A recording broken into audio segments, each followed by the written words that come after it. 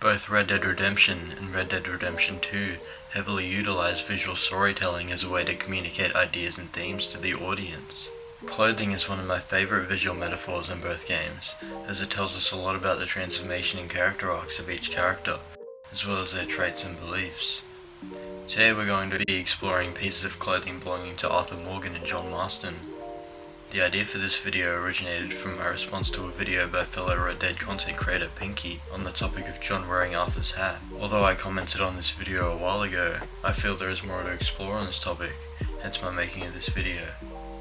Arguably the most important piece of clothing in Red Dead's story is Arthur Morgan's gambler hat.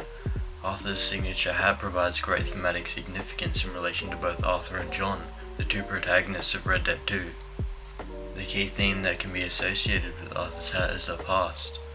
Arthur's hat was originally owned by his father Lyle Morgan, an outlaw of bad nature who was heavily disliked by Arthur, with him even referencing that his father's death was not soon enough. It is unclear in the story why Arthur would choose to wear his father's hat considering his large disdain for his father. However, we as an audience can observe that it is a piece of Arthur's past in which he chooses to continue bearing. Symbolism can be drawn from Arthur's character design, sharing the same hat as his father. With his father being a no-good outlaw, it is representative of his father's lifestyle and identity as an outlaw being passed down to Arthur. Arthur can also be seen sporting a blue everyday shirt on his gunslinger and summer gunslinger outfits. Colours are used heavily by Rockstar to represent a character's moral standing through symbolism, with Micah and Dutch having red as a staple colour in each of their outfits, representing their evil nature, while characters such as Arthur, Charles and Hosea have blue as the primary colours of their outfits. We know that blue and red are symbolic of good honour versus bad honour, through the coloration of Arthur's suit in the mission to find out of debauchery, where high honour players will be granted a blue tie and vest for their fancy suit, while low honour players will be given red as their tie and vest colour. Colours representing good and evil are also paralleled in Arthur and Micah's choice of headwear, with classic westerns having the lawful heroes wear white hats, while the outlaws wear black hats. This can be seen as ironic, as obviously Micah is very evil and Arthur is not. However, it can also be representative of how Micah was working with the law, making him a good guy, while Arthur is a bad guy, if we look at things through a black and white governmental lens. In the very last mission of Chapter 6 titled Red Dead Redemption, Arthur places his hat on John Marston's head. This moment can be observed as a passing of the torch of main characters, due to us playing as John Marston for the rest of the game following this mission. However, the next time we see John Marston, he is choosing not to wear Arthur's hat.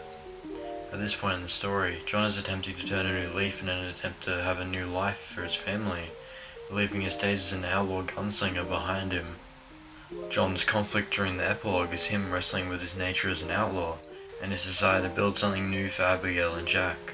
Amidst his struggles, his nature as an outlaw gunslinger shines through in the mission Jim Milton writes again, as visually displayed by the return of Arthur's hat and John's outfit. The return of Arthur's hat is representative of John returning to the past, along with his past ways. This moment is a regression in John's character arc, as he is actively failing to change his nature, and is returning to his violent self, just as Abigail had pleaded for him not to do. This regression results in Abigail leaving John, forcing him to try harder in his pursuit to put away the past. In an attempt to regain his family, John takes measures to buy his family land, the Beach's Hope, by working hard at the ranch and taking out a loan at the bank. To represent John's new drive to create a better future for his family, John is granted a new outfit, his outfit from Red Dead Redemption 1. John being granted his outfit from Red Dead 1 is the game's way of visually telling us that John is transforming into the driven and family-focused man that is present in the first game. Once John has regained his family, gained a home, and a new life, John is once more returned to his past by way of revenge against Micah Bell in the final mission of the game, American Venom. John putting his new life at risk by returning to his old ways of gunslinging in order to put down Micah Bell is visually presented to us through John wearing Arthur's hat as he returns to the past once again.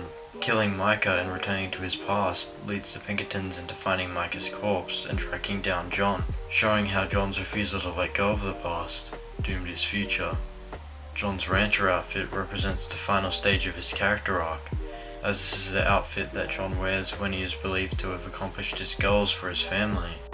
Both the post-epilogue of Red Dead 2 and the final missions of Red Dead 1 have John living life as a new man who was able to put away the past and build a new life for his family, wearing a grey ranching outfit, the shirt of which was gifted to him by Abigail in the mission Fatherhood for Idiots. At that stage of John's character arc, however, he was unable to receive this representative piece of clothing, as he had not yet built a new life for his family, and was struggling against his nature as an outlaw, which is the reason that him and Jack were attacked on the way home, causing the conflict between him and his family. From analysing Rockstar's use of clothing, we can conclude that Rockstar deliberately incorporates certain pieces of clothing in each character's design in order to tell the audience more about the character's development, as well as communicating ideas and themes through visual storytelling. If you enjoyed the video or found it interesting at all, please consider subscribing and liking the video, as it helps out the channel a lot, and I plan to make more videos similar to this one in the future. Thank you for watching.